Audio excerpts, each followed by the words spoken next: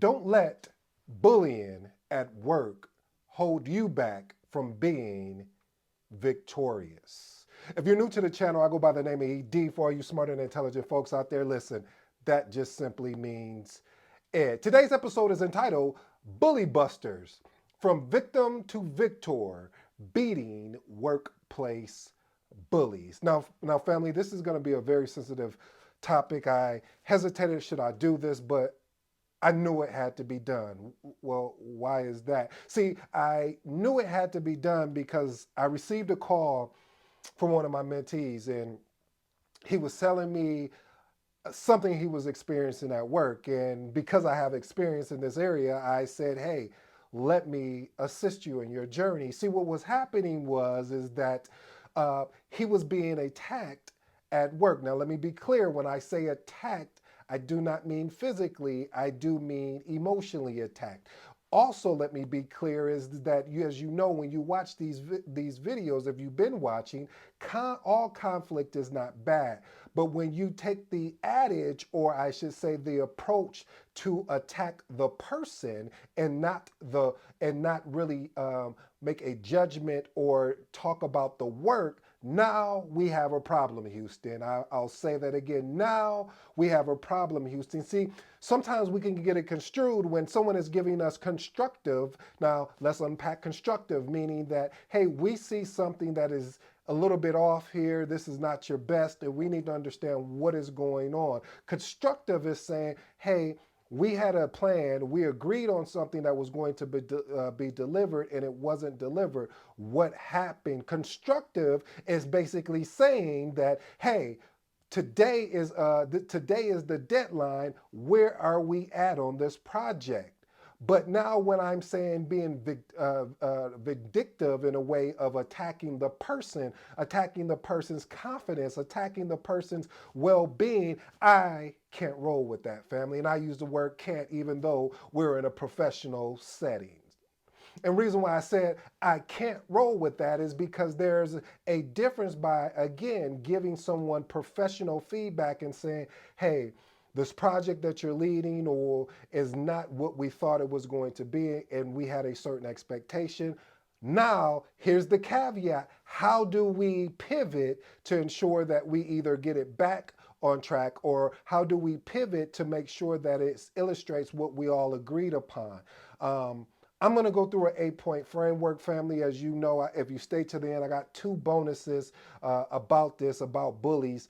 I don't like bullies. I'm not going to use a stronger word than that because this is a G-rated show, but I have really choice words for the bullies out there. And the bullies out there, they know who they are: those who lack confidence, those who lack integrity, those who will smile in your face and stab you in the back. Those that will show you, as my auntie would say, their teeth and gums, and then have a rock behind their back to hit you in the face. So, family, today we're going to address this, and this is very sensitive again.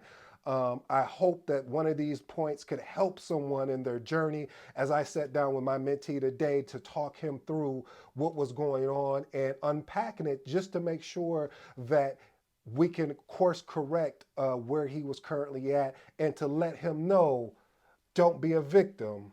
Let's see how we can be a victor. Let's get to work, baby. I'm ready to work.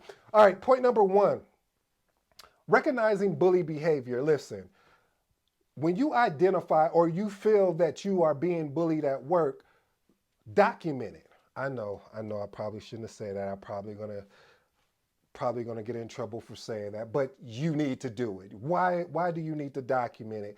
You need to document of what happened, so because when you're in that moment and you're emotional, you may think something that is going on that may not actually be going on. And once you get a chance to pull back and look at what you documented, maybe you say, you know what? Okay, maybe I'm overreacting, or maybe I'm underreacting too. And so if that's the case, you want to be able to document so you can kind of understand to see if there's a pattern here. This is very valuable information, family. I can't say it any louder, any clearer than that. I truly mean this, family. Document the information. And it's not documenting to get someone in trouble. It's not documenting to say, oh, well, this is a bad person. We all know documentation beats what? Conversation. So if document beats conversation, again, it gives you a chance to look at the information later, because when you are in your emotions, you may say and or do things that you normally wouldn't do when it's not necessary for you to go to that level just yet. I said yet. By the way, family, I really do appreciate the love, man. Man, y'all been showing me so much love. I really appreciate it. If you're watching this video, please take the time to hit the like button, hit the subscribe. If you haven't subscribed, what's taking you so long? Just help a brother out. Hit the subscribe button. You know, these is free. F-R-E-E-E. Let's get back to work. Point number 2, stay professional. I don't care what's happening. I don't care what's going on. Remain professional. That is the key to your foundation. If you're being attacked, stay professional. Don't get outside your character. Don't get outside this box. Stay professional, because when you stay professional, you are setting your altitude, which will affect your attitude in the long run. So again, stay professional. Focus on the work. You're here for the work. You're not here for anything else. If you're able to make some great connections, awesome. If you're able to make some great friends out of this situation, great. If you're able to maybe even find your future spouse, amazing. But stay focused on the work and the achievement, and keep at the same time a positive attitude. I know it's easier said than done, ED, and you're right, because I've been there before. And you know, I'm gonna be honest with you. Sometimes I've got it right, and sometimes I've gotten it wrong. And when the times I've gotten it wrong, I always look back and say, man, I should have remained positive. I shouldn't have allowed what they were doing or going through to affect me, because now I'm allowing what their experiences are or how they handle things to affect who I am as a person. So again, family, stay professional and remain positive.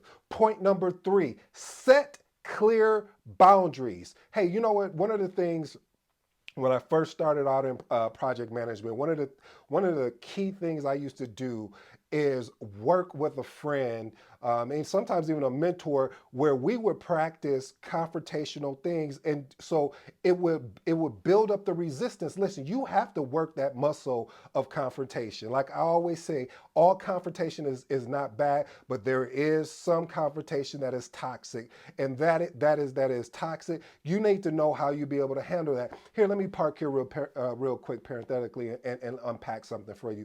You know, when I love watching, what is this show? I can't remember the show now, but basically watching shows around lawyers, and I think it's Suits. Yeah, Suits. Oh man, that was one of my favorite shows. And the reason why it was my favorite shows, what they would do was prep their client of how the defense or I should say the prosecutor was going to ask them questions, how they were going to antagonize them to see if they can get their blood to boil.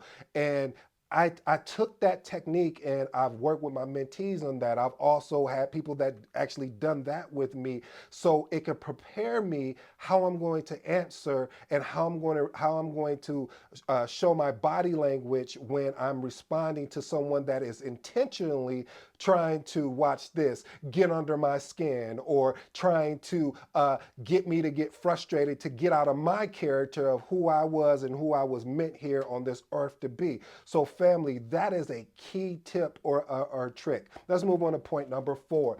Point number 4, focus on building a support network. Listen, my support network, we meet every Saturday, not every once in a while, every Saturday, and that support network really works. Also have an amazing support network internally in the organization that I work for, developing and working with people in the organization to help point out the blind spots, to help guide me through things that maybe we all know is the issue, but we have to find ways to push through it or around it, and basically make things happen. Because again, they always say this, and I believe this is a true adage: strength is in numbers. Let's move on to point number 5. Improve your self confidence. Remember, the key word is self confidence, meaning it has to start with you. It has to start with what you're going to be. It has to start with what you're going to believe. You have to start knocking down those limited beliefs. I don't care what they said about you. It may be true.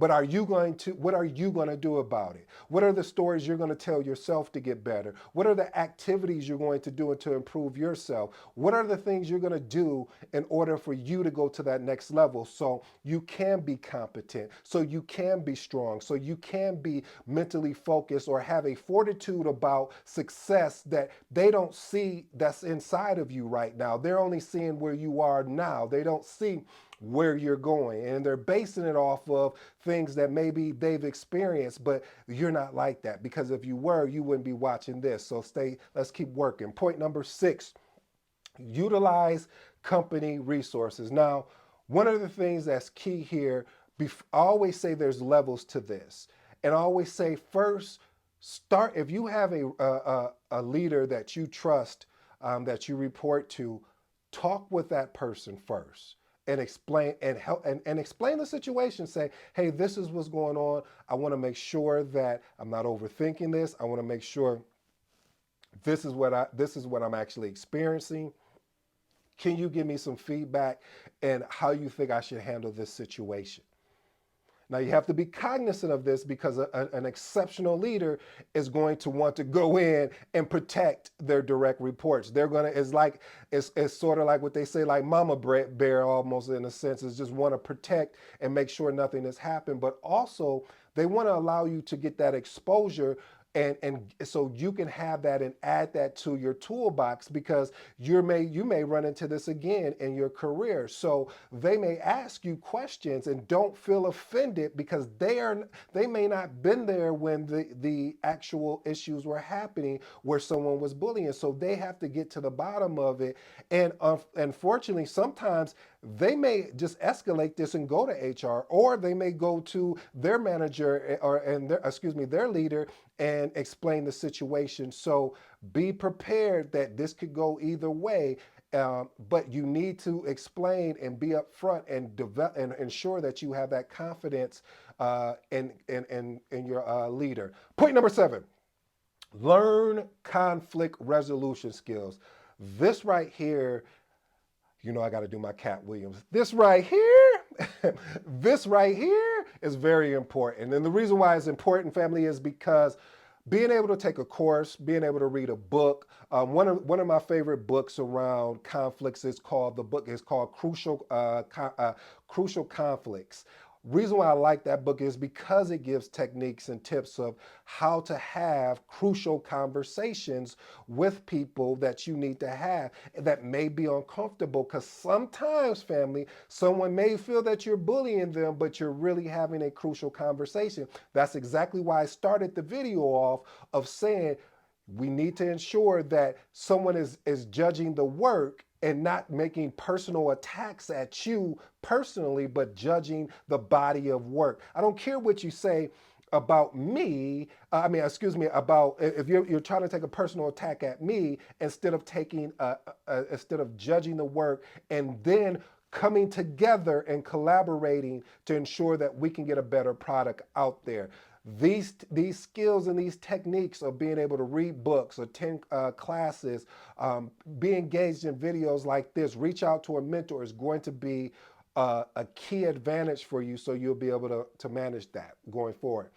Point number 8: engage in team building activities. See, one of the things I realize a lot of times when I've experienced bullies is that at a workplace is that they feel left out. They feel that this is the only way that they can control the situation, by making you feel less than.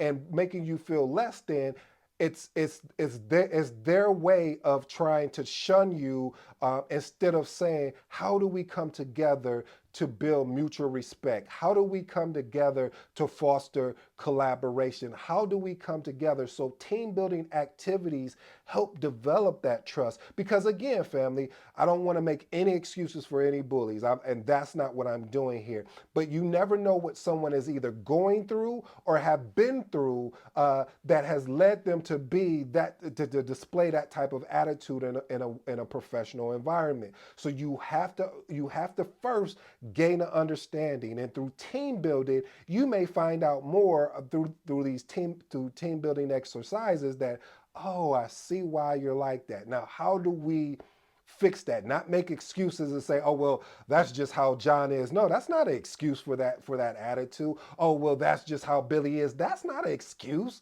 We're not going to do, that's not what we're going to do here. What we're going to do is we're going to find a common ground, and from that common ground, we'll work together. Listen, I always say, we don't have to like each other to get an outcome on the final project. We don't have to get along. We don't have to be buddy buddy, but we will show up and be professional. We will show up and execute. Like I said, I got two bonuses for you, family. First bonus: seek feedback from mentorship.